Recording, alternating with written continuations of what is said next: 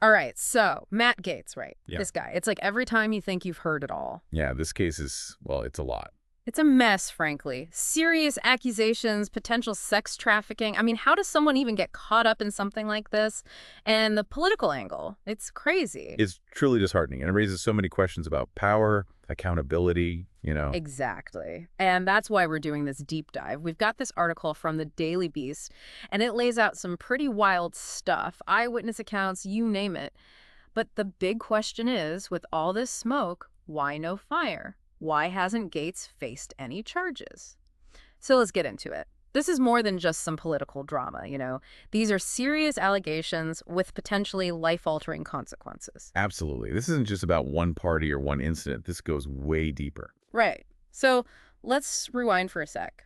2017, a party at this lobbyist's house. Chris Dorworth, a friend of Gaetz. Allegedly, Gaetz is there with a 17-year-old girl. I mean, right off the bat, alarm bells, right? Right. And this is where things get really serious. Because we're not just talking about a congressman partying with a young woman. We're talking about the possibility of sex trafficking. Okay, so let's break that down, because when I hear sex trafficking, I think like taken across borders, that kind of thing. Yeah, and it can be that, for sure. But it can also be much more insidious, happening right under our noses. Yeah. Basically, it involves someone being recruited, harbored, or transported for the purpose of commercial sex, often using force, fraud, or coercion. And because she was underage. Exactly. That's what makes the accusations against Gaetz so serious. Any sexual activity with a minor is illegal, period. And in this case, with the power dynamics at play, it paints a very disturbing picture. And this Daily Beast article, they've got this eyewitness who claims they saw Gaetz at the party with the underage girl. And get this, they even allege she was naked. I mean, that's pretty damning, right?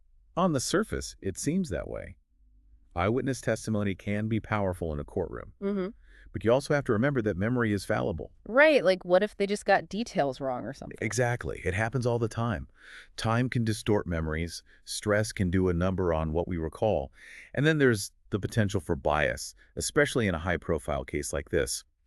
Witnesses might feel pressure to say what they think investigators want to hear, or their own personal feelings about Gaetz could influence their memory. And let's not forget about Joel Greenberg. It's like a whole other layer of crazy to this story. Yeah. He's an associate of Gaetz. Right. He was the Seminole County tax collector. And he's already admitted to some pretty awful stuff himself, right? Yeah, paying for sex with multiple women, including a minor. He's actually pleaded guilty to 6 federal felonies. 6. Okay, so this guy's no angel. But the thing that always gets me is those Venmo transactions. What was that all about? Right. So for those who aren't familiar, Venmo is this app where you can pay people back, split bills, that sort of thing. Yeah, everyone uses it these days. Right. And in this case, there were these transactions between Greenberg and Gaetz that raised a lot of red flags. One in particular, Gaetz sent money to Greenberg with a nickname for the girl in the subject line, but this was after she had turned 18. So they're trying to say it was for sex, basically. It definitely seems that way. It's circumstantial, of course, but it's not a good look. Not at all. And yet, with all this, the DOJ investigation just ended.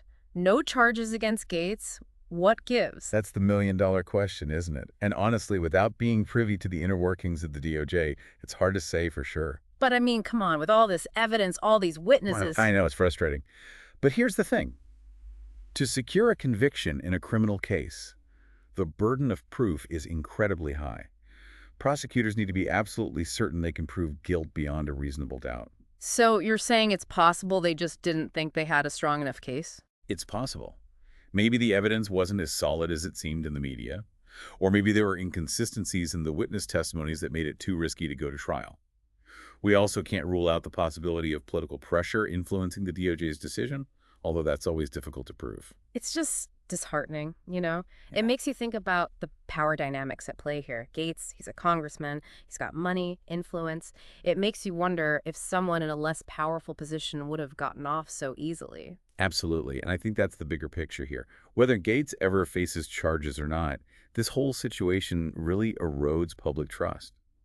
When we see powerful people seemingly operating above the law, it makes us question the whole system. Exactly. And for the victims involved, trying to come forward against someone with that much power, it's incredibly daunting. It takes immense courage to speak out against those in positions of authority, especially when you're talking about something as personal and sensitive as sexual abuse. So where do we go from here? What happens next? Will more evidence come out? Will public pressure force the DOJ to take another look? It's hard to say. These things often hinge on new evidence or a change in political climate. But one thing's for sure. This case has sparked a necessary conversation about power, accountability, and the challenges of seeking justice in a system that often protects the powerful. You got that right, and it makes you wonder, what will it take for real change to happen? How do we create a system where everyone, regardless of their position in society, feels safe coming forward and knows that justice will be served? That's something we all need to be asking ourselves. That's all the time we have for this deep dive. This case is messy, it's complex, and it's far from over. But hopefully, it makes us all think a little harder about the systems we live in and how we can make them more just for everyone.